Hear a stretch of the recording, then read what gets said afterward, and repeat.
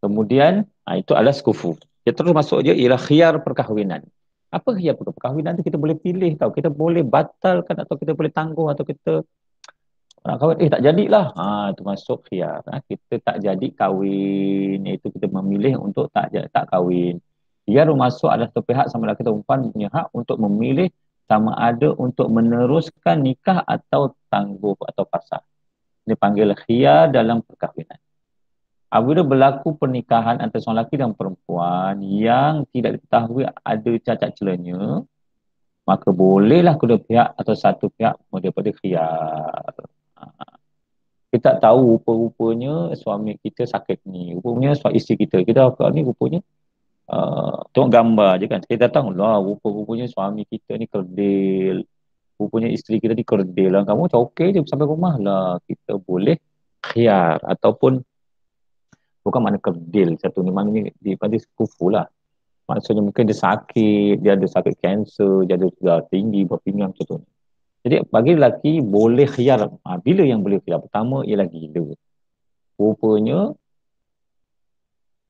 lelaki itu gila. Lelaki yang memboleh, bagi lelaki yang membolehkan khiyar padanya ada 5 perkara, iaitu gila. Yang kedua jazam, yang ini penyakit kusta. Yang ketiga baras, penyakit sopak. Ialah sopak kan dia tak boleh, kita kena bercantum kan. Kalau kita bercantum, kulit kita jangkit, segera berjangkit. Yang ketiga, zakar dia terpotong sekali atau separuh. Maknanya lelaki ni dia tak ada zakar. Zakar yang potong semua mungkin dia accident ke, semua tak ada zakar. Tak ada function lah, atau separuh je. Mungkin dia accident ke, masa sunat tu salah teknik ke dan sebagainya. Yang satunya unnah. Unnah artinya mati pucuk. Maknanya seorang lelaki yang tidak berfungsi sebagai seorang lelaki, atau dia akan gagal melakukan hubungan seksual dengan suami isteri dia, dan kemungkinan besar dia tidak akan dapat melahirkan anak. Bila dia tahu saja, lepas saja bernikah, esok malam baru tahu bahawa suami ni mati pucuk, boleh khiyar. Baru tahu suami dia punya penuh sopak kat badan, boleh khiyar. Baru punya suami dia sakar dia terpotong, boleh khiyar. Rupanya suami dia gila, bila dah malam pertama cakap sorang-sorang dengan dinding lah, rupanya dapat suami gila, boleh khiyar. Dibolehkan dalam Islam. Okey, baik, teruskan lagi. Ini sebab yang membolehkan sesuatu berkhiyar. Dan bagi perempuan yang boleh khiyar pula, pertama sekali perempuan tu gila, atau dia jazam, penyakit kusta, atau baras, ada penyakit sopak, dan retakah, yang ini rasanya tersumbat dengan daging yang menghalang berlakunya persetubuhan. Rupanya sekarang tahu tak boleh kemasukkan zakar ke dalam faras lelaki kerana tersumbat. Ini boleh khiyar, ada ketumbuhan atau kurana ini faras tersumbat dengan tulang pula, ada tulang, itu tak boleh berlakunya persetubuhan. Dan ini boleh khiyar kalau bagi perempuan. Sebab apa? Sebab benda ni kita tak tahu. Dia berlaku tahu setelah kahwin saja. Sebab kita masa tunang kan boleh tengok muka dan tapak tangan dia.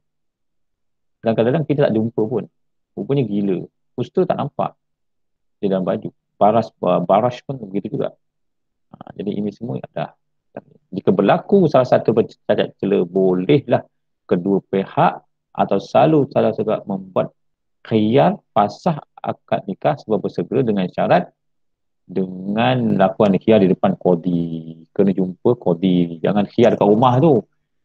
Ceraikan dia, pisahkan dia, tidak. Pergi jumpa qadi, menyatakan bukti, barulah boleh khiyar. Okey. Untuk unnah, ini betul-betul tidak nafikan melainkan pengakuan dari... Ya, nak tanya. silakan.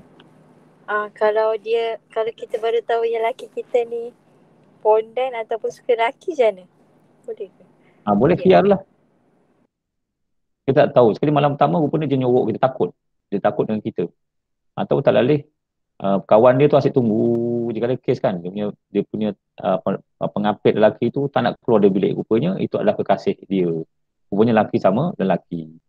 Jadi walaupun tak ada dalam ini, tetapi boleh boleh mohon pasal di depan qadi, depan qadi. Sebab selaki dia kena ceraikan kita, perempuan kita tak boleh, kita hanya boleh mengatu. Dan kalau disahkan, maka terpisahlah nikah oleh qadi, iaitu kalau dia berlainan jenis. Kena buat aduan lah, walaupun tak ada senarai ini. Sebab peristiwa itu jarang berlaku orang yang suka lelaki kahwin juga dengan perempuan.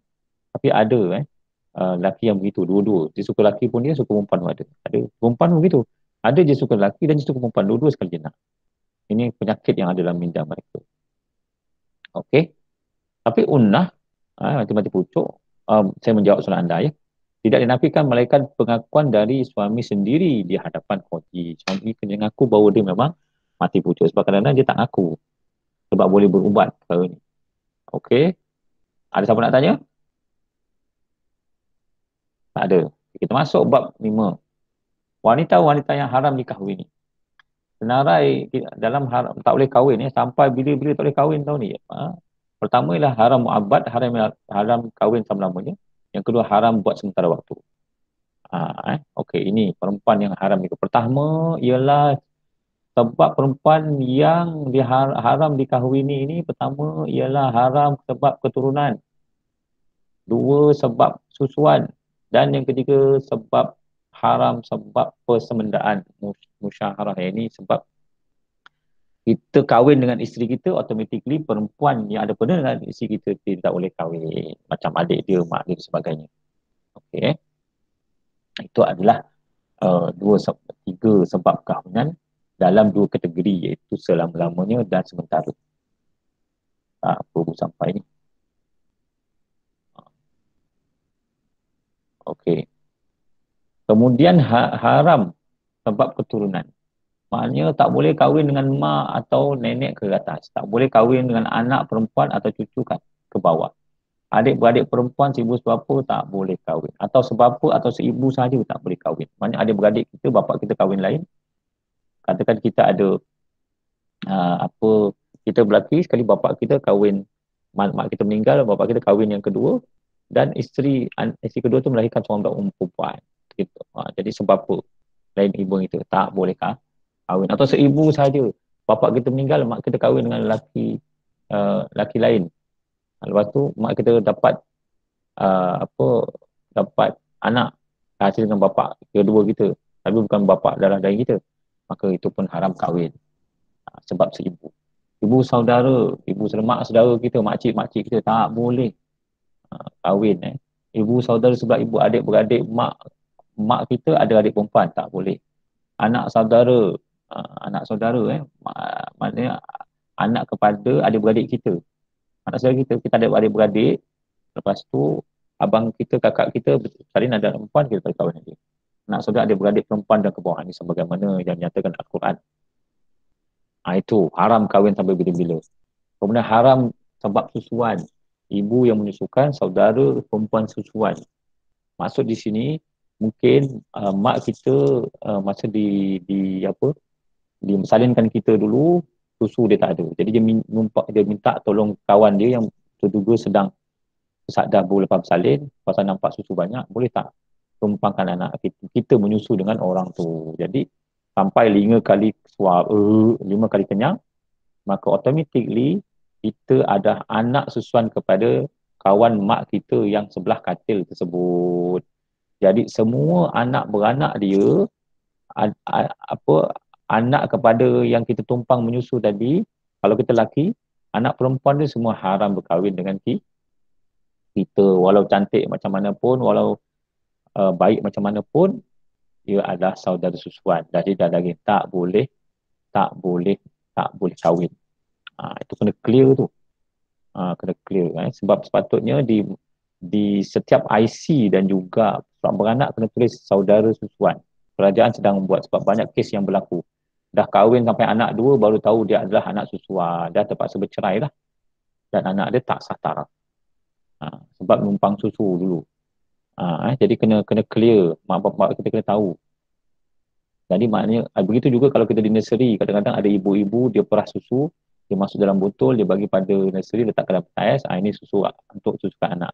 Kita kena tagging nama anak dan nama mak dalam susu. Nanti orang tak tahu, dia pakai ambil je, dia menyusukan pada bayi ni. Rupa-rupanya itu adalah susu ibu yang lain sampai kenyang 5 kali. Automatically anak tu adalah adik-beradik susuan atau anak susuan pada mak dia walaupun tersalah ambil. Dan kalau berkahwin, kita tak tahu, tak boleh kahwin, itu adalah adik-beradik susuan dan tak sah perkahwinannya, dan dia berzina lah bahasa mudahnya, atau sehinggalah dia ketahui. Kalau dia tahu, sengaja dosa lah. Kalau dia tak tahu, tak apa. Cuma hidup kurang berkat. Sebab itu pentingnya kita mau tanya mak kita, dulu ada tak mak tumpang kawan nyusu. Kadang-kadang kita pergi kita apa, mak kita sibuk lah pergi dia kahwin. Dia ada beradik, lama-lama dia adik dia, kau nyusukan rupanya anak saudara kita, nyusukan. Aku nyusukanlah anak aku sibuk nyusukan. Dapat 5 kali susu. Itu adalah makcik kita, bermakna kita ada anak dia akan jadi sepupu. Sepupu boleh kahwin. Tapi boleh kerana makcik kita pernah susukan kita lebih daripada 5 kali. Semua sepupu kita tu ada beradik susuan dan tidak boleh kahwin. Boleh, Ada siapa nak tanya?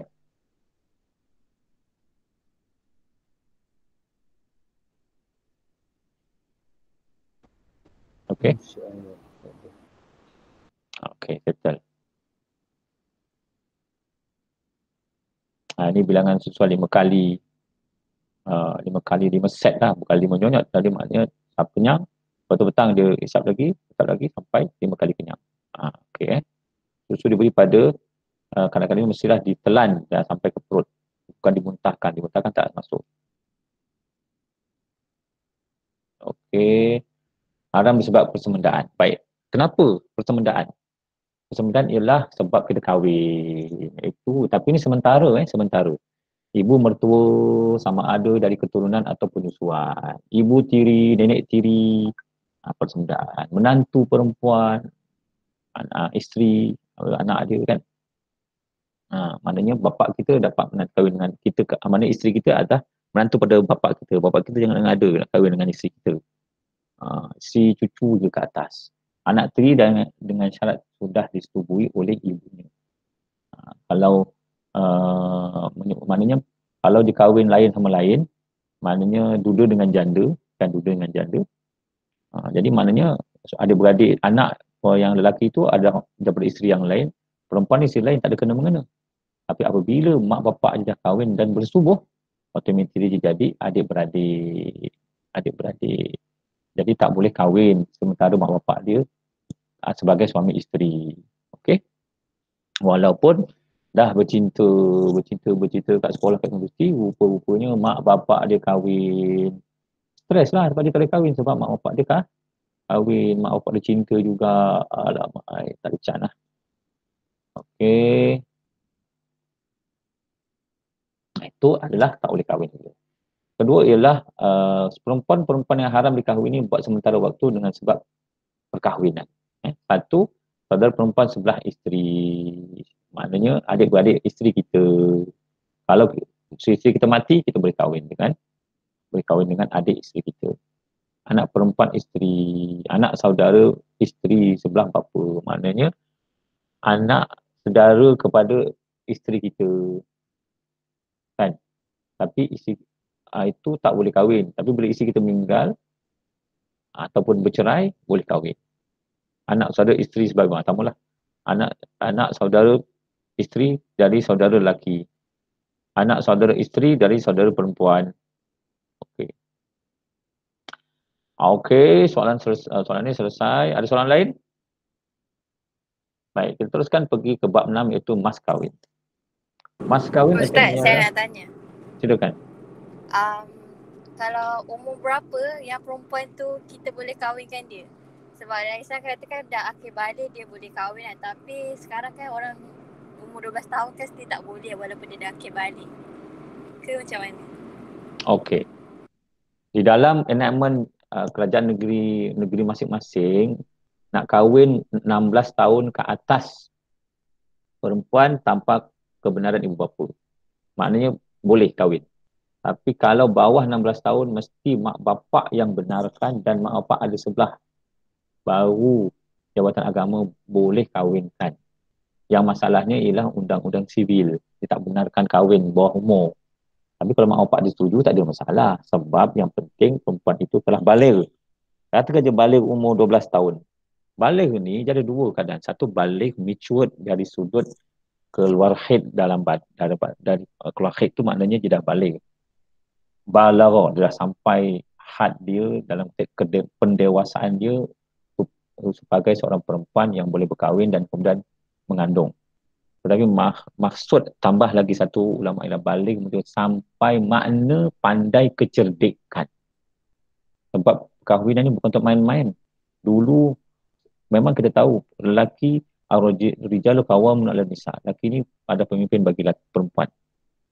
Namun ramai lelaki yang tidak berguna pada hari ini. Ramai je lelaki tapi tak pandai memimpin, pukul bantai. Jadi perempuan kalau dia tak ada ilmu, mungkin dia akan terinyai hidup dia. Jadi dia kalau dia berlaku itu dia pandai mendiri. Jadi balik menuju pada kecerdasan. Dia jadi bijak. Jadi kalau 12 tahun dia belum bijak, dia belum bijak.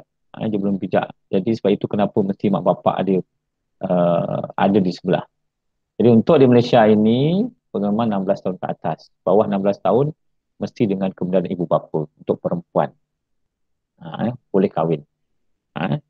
Bukan tak boleh kahwin, boleh. Tapi sebab nak menjaga kemaslahatan perempuan. Takut perempuan terinyai. Dulu lain, sekarang lain. Dulu lain, sekarang lain. Itu kena clear tu.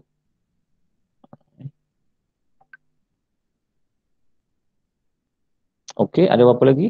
Soalan? Ada soalan? Tak ada. Okay. Mas kahwin. Pengertian mas kahwin atau mahar. Mas kahwin adalah pemberian yang wajib diberikan pada suami dan isteri dengan sebab perkahwinan. Firman Allah SWT bermaksud berikanlah pada orang perempuan mas kahwin mereka. Surah An-Nisa ayat 4. Sebab sabda Rasulullah SAW bermaksud carilah atau jadikan mas kahwin walaupun sebentuk cincin yang terbuat daripada besi. Mahar itu pemberian wajib pada suami kepada isteri sebab perkahwinan. Ya mungkin RM2, mungkin RM10, mungkin gelang emas, mungkin kereta, mungkin rumah, mungkin tanah. Atas boleh bicara, tak kisah. Paling sikit pun hanya sebatang besi kan, kata dia gitu. Nak beritahu yang penting kena beri kepada isteri. Jangan sampai kahwin free ataupun hutang sana hutang sini. Buat malu company. Okey. Okay, kita teruskan lagi. Ini bahagian-bahagian mahar. Mahar ini jadi dua, mahar misil dan mahar musamma. Apa itu mahar? Mas kahwin yang dinilai mengikut mas kahwin saudara-saudara perempuan yang telah berkahwin terlebih dulu. Macam nak tahu mahar kita? Akak ada berapa? Akak ada 12,000. Kita pun 12,000 lah. Itu dipanggil mahar misil berdasarkan adik-beradik. Yang kedua, mahar musamma. Yang ini yang tuju kedua pihak. Berapa? Gini kita discuss dulu. Jangan tiru akak dia. Akak dia ada PhD. Adiknya ni diploma je. Macam-macam okey lah. Kita kata RM22.5 tunai. Setuju? Setuju. Itu dipanggil mahar musamma. Persetujuan kedua pihak ataupun berdasarkan apa yang berlaku dalam masyarakat. Okey, kat negeri Selangor ni RM80. Okey, RM80 lah, terima. Okey. Hukum menyebut mas kahwin di waktu akad nikah adalah wajib. Dengan mas kahwinnya RM25 tunai. Boleh. Apa-apa yang bermanfaat. Dengan mas kahwinnya 300,000 unit saham bank CIMB contohlah. Pun boleh. Yang penting ada nilai dan persetujuan sama. Okey.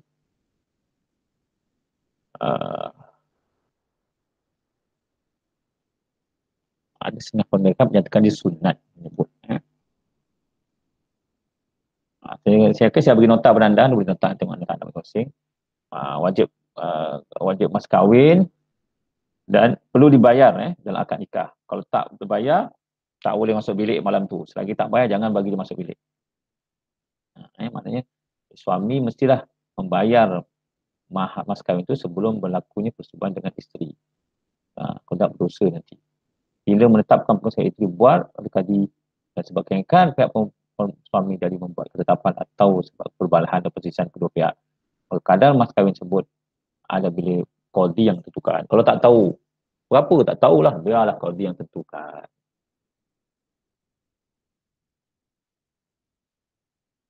Namun kalau berlaku perceraian, gugur separuh mas kahwin ni katakan RM1,000, tapi berlaku sebelum persetubuhan. Dia dah nikah tadi, dah bayar RM10, balik kedua, Allah, rupanya suami isteri dia ada.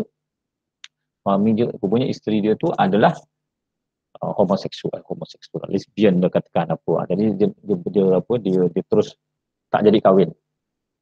Tak jadi berhenti. Jadi ceraikan suami sebelum tu, maka kena bayar separuh. Ataupun suami isteri mati, dia kahwin cantik-cantik semua dah okey, dalam jadi sepihak suami atau isteri pergi jalan-jalan, meninggal pula, jatuh kat bilik air, meninggal, tak sempat bersubuh pada malam tersebut. Maka maka wajib pada mahar yang misli, maknanya kena baca lah, kena bayar lah.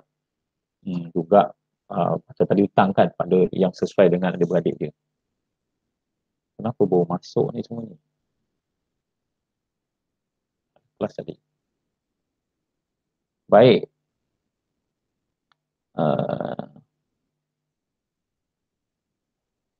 Okey. Muta'ah ni artinya adalah pemberian. Suami isteri waktu perceraian. Maknanya muta'ah ni hadiah. Berlaku gaduh-gaduh nak bercerai. Okey, bagi hadiah bercerai. Itu dipanggil muta'ah. Seterusnya ialah bab 7. Kalau nak bertanya, tanya. Bab 7 ialah wali Ustaz, katanya. Ya.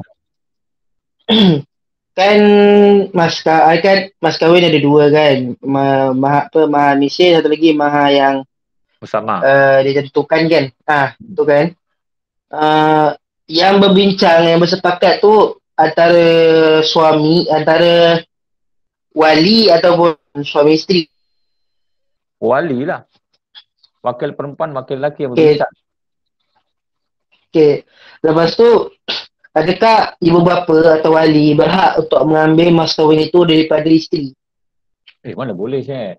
Mas kahwin tu adalah hak isteri. Tak boleh diambil oleh bapak lelaki ke suami tu diambil ataupun mak bapak diambil.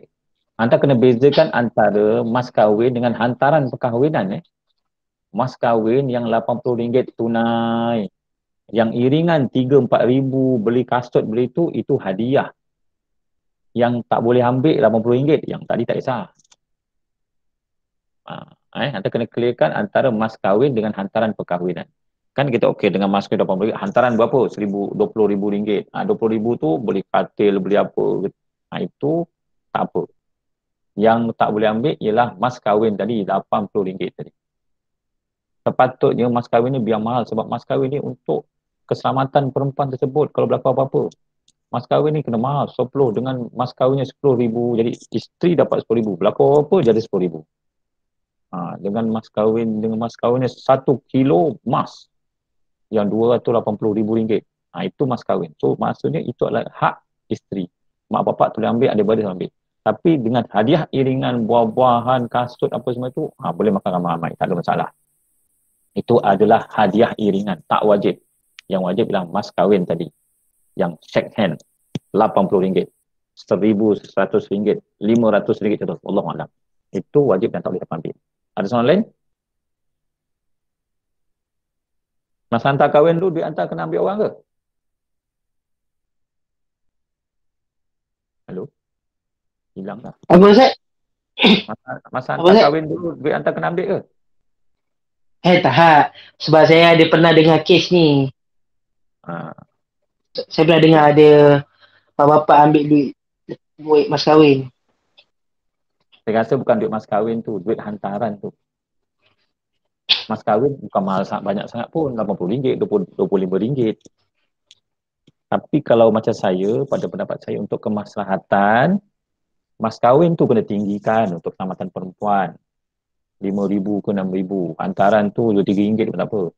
Saya mengamuk lah mak bapak. Sebab mak bapak keluar duit macam-macam untuk mak majlis tu. Lepas tu salam kaut pun tak dapat banyak, tak ada cover. Memang dia akan ambil duit hantaran lah. Tapi hantaran tak ada mas kahwin. Habislah. Ada juga orang perempuan, dia kesian orang lelaki, dia bagi pinjam duit, abang ambil ni RM1,000 buat mas kahwin, nanti kamu tak kahwin pula. Tapi malam tu abang kena pulang balik ni, duit saya ni pinjam. Ingat, bila anda masih berhutang, anda bagi duit dia, itu duit dia tau. Jadi mas kahwin anda kena luruskan, jangan tidur sekali, lagi tak bayar. Malam tu, pergi tidur kat dapur ke apa ke, masak-masak ke. Budak-budak lelaki banyak hutang kadang-kadang. Tapi walaupun macam Piramli lah. dengan mas kawinnya RM30 hutang. Okey, walimatul urus kita teruskan sikit lagi.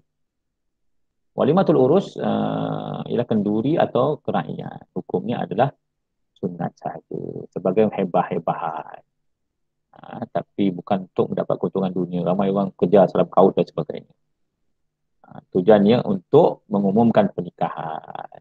Jadi orang tahu supaya tak menimbulkan fitnah. Syaratnya pertama, tidak ada pergaulan bebas lagi perempuan, ada dangdut lah, ada macam-macam lah dia orang ni. Pergiran tak boleh. Menyanyian muzik tidak menimbulkan nafsu, tidak melayangkan ingatan, banyakkan berzikir dan sebagainya dalam hadis sebut. Jadi kata nyanyian yang tidak mengandung perkataan yang cabul dan tidak sopan. Jadi dia hukum sunat muakkad sahaja. Jadi siapa yang dapatkan undangan wajib datang. Jadi syarat wajib ke atas kenduri kahwin ada apabila diundang.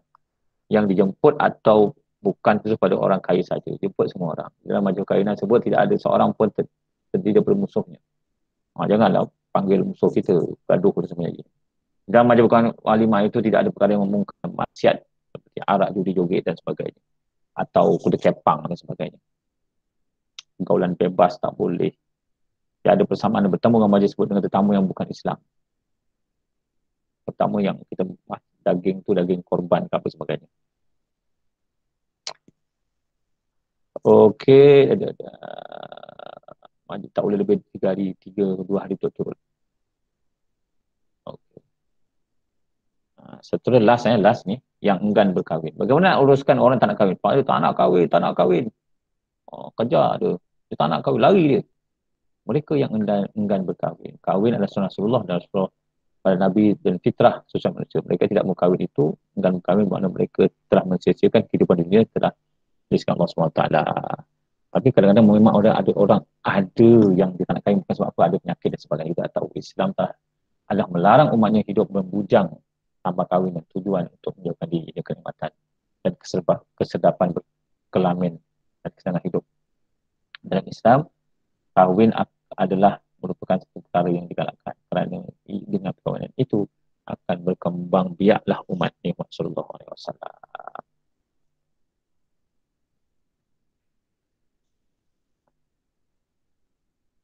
Jadi kalau enggan kahwin, ingatkan dia tentang sunnah Rasulullah SAW. Kalau tak nak juga, jangan tutup kahwinan. Sebab itu sebahagian diri masing-masing. Okey, ini kita selesaikan minggu esok lah ni. Kewajipan ibu bapa terhadap anak-anak dan seterusnya. Okey, ada siapa nak tanya?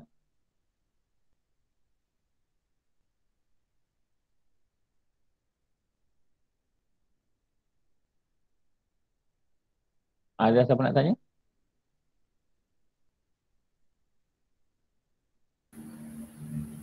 Tak ada, Ustaz. Tak ada. Ajaib, tak ada. Okey, kalau gitu tak ada, tak apa. Semoga ada manfaat, semoga ada keberkatan, keramatan Allah Ta'ala berikan dan kita diberikan Allah Ta'ala kekuatan dan kesempatan lagi untuk pertemuan pada hari esok insyaAllah pukul petang. So pukul 3.20 dan kita bertemu lagi dengan wabillahi taufiq wal hidayah. Assalamualaikum warahmatullahi wabarakatuh.